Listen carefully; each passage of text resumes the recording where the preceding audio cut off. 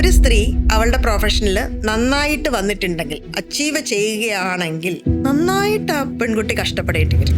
അവളുടെ നേരെ നിന്ന് കൈയടിച്ച് മിടുക്കി എന്ന് പറയുന്നവർ തന്നെ അവളുടെ പുറകിൽ ഒരുപാട് ബാഡ് ടോക്സ് ചെയ്യുന്ന സ്ഥലങ്ങളുണ്ട്. ഒരു പരിധിക്കപ്പുറത്ത് സ്ത്രീകളെ പ്രൊമോട്ട് ചെയ്യാത്ത സ്ഥലങ്ങളുണ്ട്.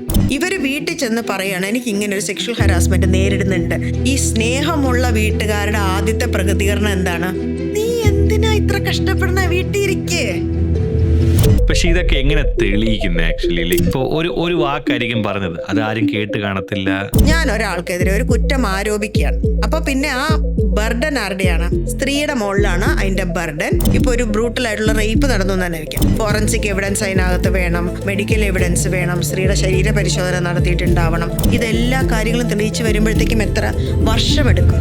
സിനിമാ ഫീൽഡിൽ മറ്റേ ഹേമ കമ്മിറ്റി വന്നു, പക്ഷെ കുറെ കള്ളപ്പരാതികളും കൂടെ അതിന്റെ കൂടെ വന്നപ്പോഴത്തേക്കും ഒരുവിധ അഭിമാനമുള്ള ഒരാളും പിന്നീട് പുറത്ത് വരുന്ന സിനാരിയോ ഇല്ലാതാക്കി.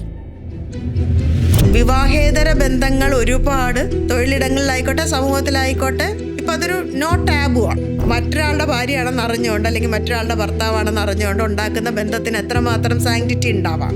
ആക്ടുകൾ ഇല്ലാത്തതല്ല നമ്മുടെ പ്രശ്നം. നമുക്ക് ആവശ്യത്തിന് ആക്ടുകളും ആവശ്യത്തിന് സംവിധാനങ്ങളും ഉണ്ട്. പക്ഷെ അത് എവിടെയാണ് ഉപയോഗിക്കുന്നത്?